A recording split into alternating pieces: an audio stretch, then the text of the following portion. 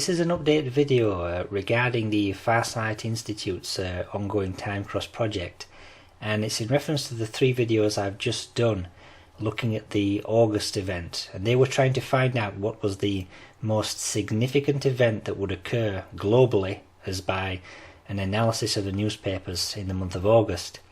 And I gave a little presentation regarding the sessions by Daz Smith, Dick Algeier and Princess Jeannie. They were the 3 remote viewers trying to lock on to what was the biggest story of August. Now, as the month of August's passed, I want to give an analysis here and tell you what I think the remote viewers found, right? Now, I'll deal firstly with Daz Smith, and from looking at what he found then, I think many people would agree, we can say very safely, it was an earthquake, right? A specific earthquake that was what was the most prominent newsworthy event in terms of earthquakes, and this occurred on the 24th of August, right? And it was a 6.2 that occurred in Italy.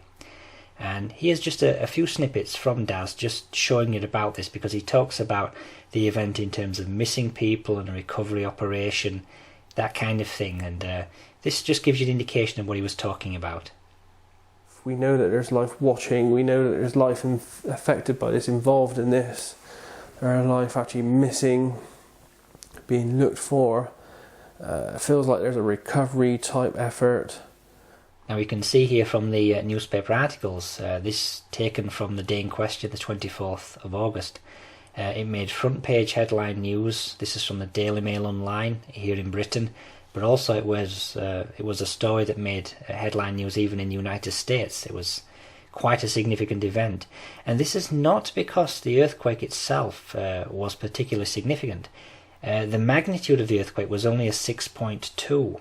Now they occur on average once every 4 days somewhere on the earth, but this one, in terms of occurring in Italy, it hasn't occurred for several years now, right? We've not had an earthquake of great significance in Italy now for several years like this one, so it did get the publicity.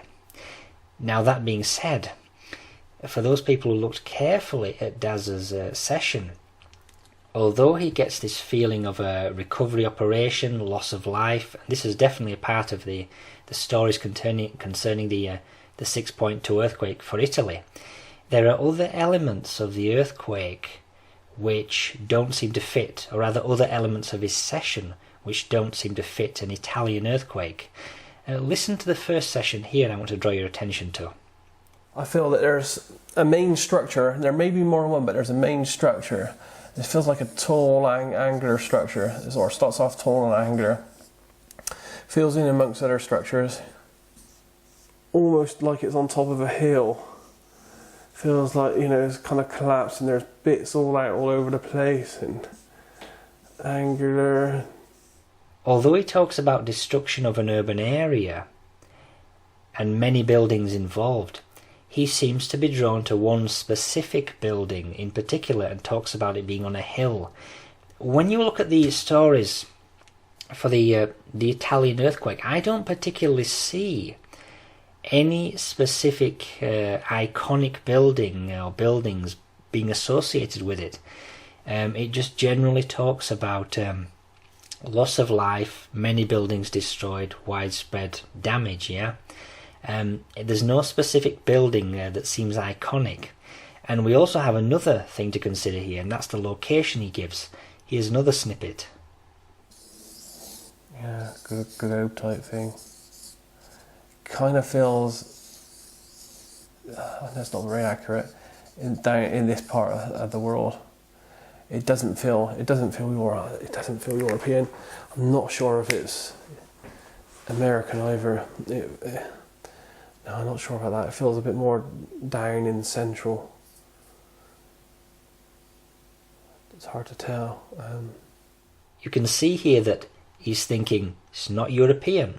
Now obviously that means not Italian and not North American, and he seems to suggest maybe it's in the southern hemisphere somewhere, yeah? So these two elements don't seem to fit, right? the specific iconic buildings maybe on a hill kind of, the location, non-European. So we've got what looks like the Italian earthquake 6.2. What he seems to say seems to fit the bill there, but these other elements just seem off. There is though an explanation for this, right? And I think this is all to do with a certain contamination based upon a time proximity between the Italian earthquake and another earthquake. And this one occurred within 9 hours of the Italian earthquake, 9 hours later, and this one was in the country of Myanmar or Burma, and this is way to the east. And you can see this in the following USGS survey snapshot. Both earthquakes are listed here, and the first one, the Italian one, shallow depth about 10 kilometers. The other one, the Myanmar earthquake, is 6.8, and this one here is about 84 kilometers in depth. It's got a far higher magnitude, but also greater depth. Now, here's the interesting thing about the Myanmar earthquake, right, and where it struck. So have a look at the following image on screen. This is from an actual report, a newspaper article, if you will, online, and this is talking about the Myanmar earthquake. Here then you can see that the Myanmar earthquake seemed to have been very well targeted towards the ancient city of Bagan, the country's most famous archaeological site, and you have teams of people going there to inspect some of the ancient temples. It says here that the ancient city is home to a vast plain of more than 2,500 Buddhist monuments, right? And that they are among Myanmar's most venerated religious sites and a top draw for its growing tourism industry. We can see a few images of these particular types of buildings on screen, and also we can highlight one in particular. They really do fit the bill when Daz was talking about it looks like there's an iconic building on a hill. In this case, the very design of these kinds of structures, they're like on hills, if you will. Now it's for this reason that what I suspect has happened here is that Daz has drawn on two different earthquakes and kind of blended them together. He's got the publicity associated with the Italian earthquake, which did have a far greater loss of life, you know, some 100 people or so being killed and many more injured. So you've got the recovery efforts, missing people associated with the Italian earthquake, and the publicity. On the other hand, when it comes to iconic building status, yeah, I think that here he's drawing upon the Myanmar earthquake, which is non-European located, well to the east, and it's the specific types of buildings he's concentrating on. And this is why we've got this loss of, you know, the buildings, not necessarily the loss of life from people. And the article just quoted there only said something like 3 people may have been killed in the Myanmar earthquake. So that's a lot less people than killed in the Italian earthquake. So I think that due to the time proximity of these two earthquakes, right, Daz has isolated the Italian one, right, which had the major publicity, and the far more limited minimal publicity from the Myanmar earthquake, right, but he's linked them both together. That's what I think has happened with Daz Smith's session. I think he's correct in viewing an earthquake. It is the earthquake that took place on the 24th for Italy primarily, but with elements mixed in from the Myanmar earthquake. Now following this then we have the analysis of Dick Allgire's session, one of the other remote viewers on the project. Now, as I discussed when I was looking at the session he did in my previous videos, he seemed to be really focused on some kind of fast-moving projectile which was coming in from space, from, you know, above the atmosphere. And this projectile was coming in at supersonic speeds. It seemed to have component parts fly off of it, yeah? And ultimately, he then shows a scene where we've got some kind of mushroom cloud a few thousand feet high, non-nuclear, but again, a devastated urban area, But when I looked very carefully at what Dick Allgire's session is, I find something very similar here. An explanation that very much ties into what I just said about Daz Smith blending two different earthquakes, right? So what happened then in August, missile-wise, because that seems to be what it is. Well, it turns out that on the 24th of August, approximately 5 hours prior to the Italian earthquake, there was a missile launch, a missile test, submarine-based, from North Korea. And you can see from this article here some of the details. Here we've got reports then of a missile that was launched and seemed to have covered a distance on the ground from where it was launched to hitting a test target, if you will, somewhere in the, off the Sea of Japan, approximately 300 miles.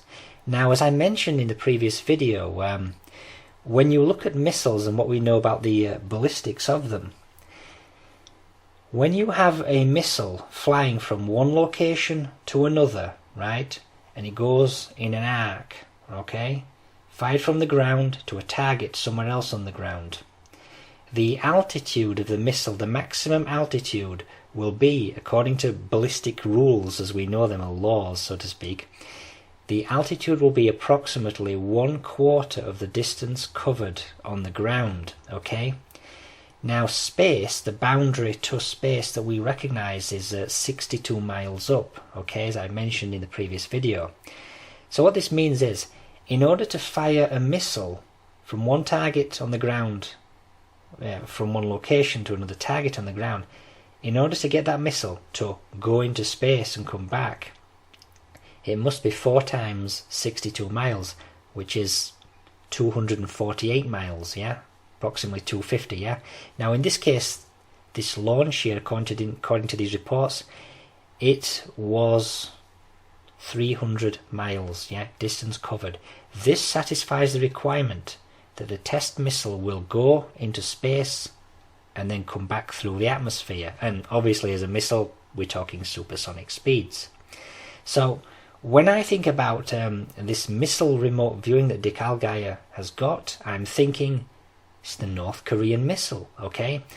And you always see with these stories in particular, because North Korea is one of those horrible axis of evil countries apparently, whenever they launch these missiles, the headlines are always saying, oh look, North Korea's, going to be able to develop a missile that will be able to fly to mainland USA, they'll be able to target America, that kind of thing. And Dick Allgire does write on his whiteboard America as a target, and I'm thinking he's like keyed in on this thing, because if this is the North Korean missile and we're always getting these publicity, stories about them developing a long-range missile to go from North Korea to mainland USA, it makes me think maybe that's why he sees America as a potential target, and that's why he writes it on his whiteboard, yeah? So I think there's that to consider there. Now, here's where things get interesting. The main focus, as I said, if you've seen his session, it's all about a missile. But then again, we've got damage to an urban area. Lots of buildings, people being killed, the whole works, yeah? The North Korean missile test was just a test, it didn't hit an urban area or anything, it was out at sea. Okay, so what have we got here? Remember, Daz Smith's session, that was about an earthquake, and as I've already pointed out, approximately 5 hours time separation between the North Korean test launch and the Italian earthquake. Now, I want to draw your attention to a specific session that Dick Allgire has. This is just a little snippet I want you to just watch, because this is where he is talking about the loss of life and the bodies, involved in the wreckage. This is a very interesting session. It's like those bodies you see in Pompeii. It's not quite like that, but similar, just frozen, fused into this material. Human remains, death.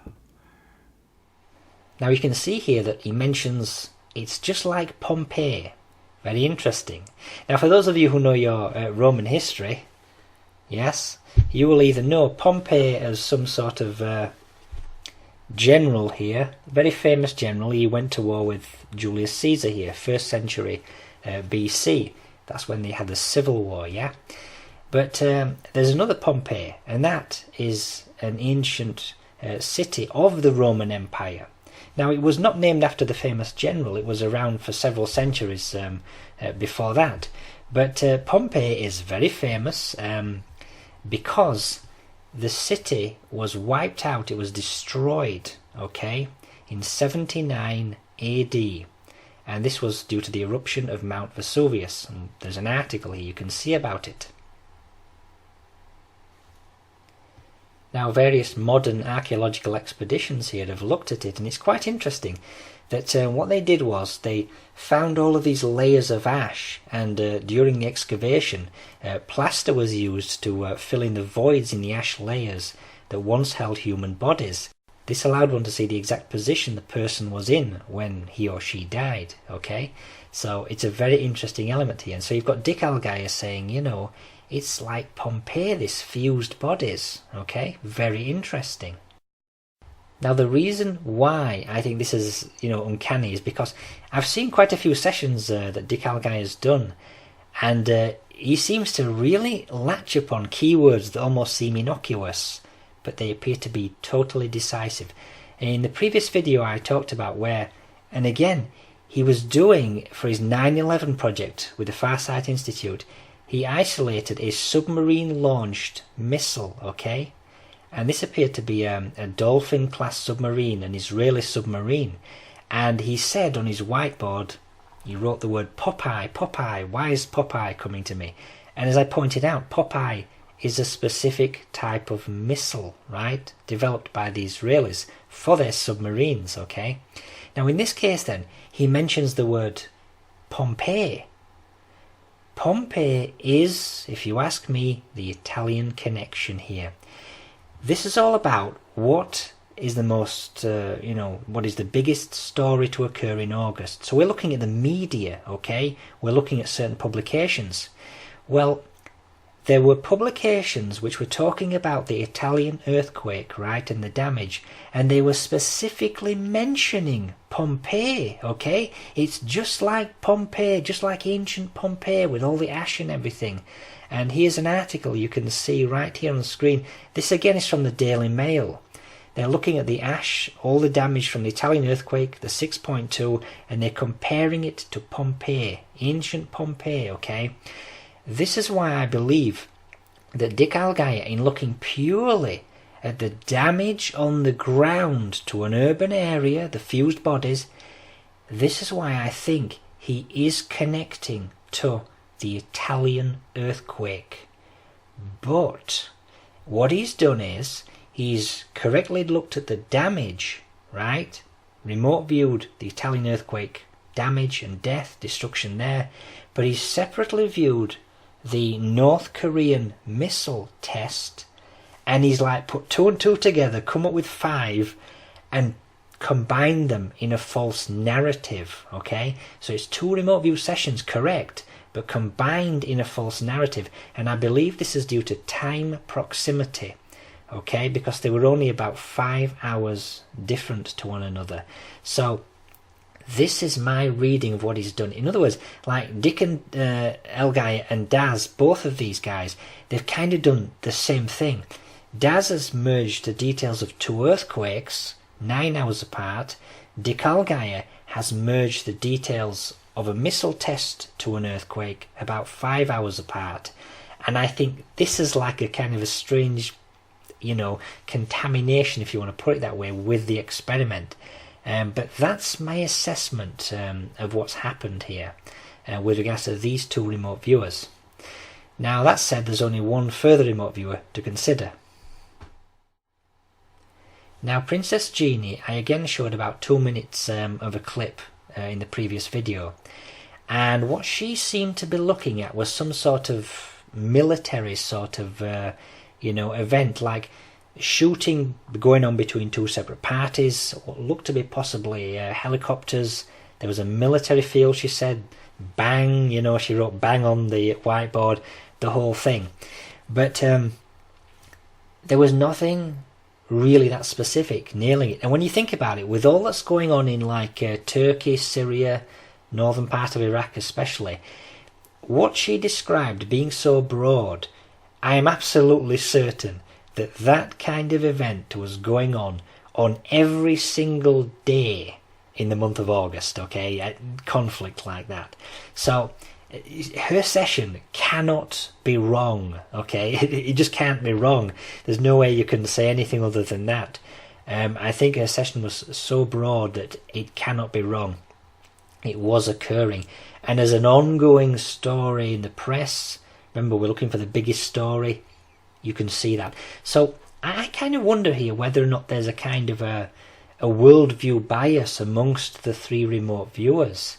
Because, I mean, Dan Smith, he's here in Britain where I am, so I'm thinking he's picking up more of a, British, European kind of thing. So he's focused on the earthquake event, especially Italy, the publicity there. Princess Jean is in mainland USA, and I'll bet being in mainland USA, they're getting saturation footage of all these things going off like Orlando, the nightclub shootings. There's a lot of stuff going off like that inside America, and I kind of think that maybe that's drawn her towards those kinds of scenarios in the media. And it may well have been a military type thing going off in a foreign country, not the United States, but I think maybe she's drawn towards those kind of things because maybe the publicity in mainland USA for her is, really saturated with that kind of focus. Now, Dick Algire is not in mainland USA, he's in Hawaii, okay? So, again, that's out, far between mainland USA and even Britain here. So, I think, again, he may well have a totally different focus himself. So, that's why I think possibly that explains the different worldviews between them and why they focused on different things here. But that's just my opinion anyway, and I think that's all I can say about it. I think that the experiment was a success, but in a certain mixed sort of way, yeah? I think that the earthquake, correct, but a blend of two earthquakes, and I think that we've got the missile test, correct, but improperly linked as the cause of the damage for the Italian earthquake. And I think we've just got a continuation of the stories of, kind of global conflict going off. So I'd say that's my assessment of the month of August event for the Farsight project.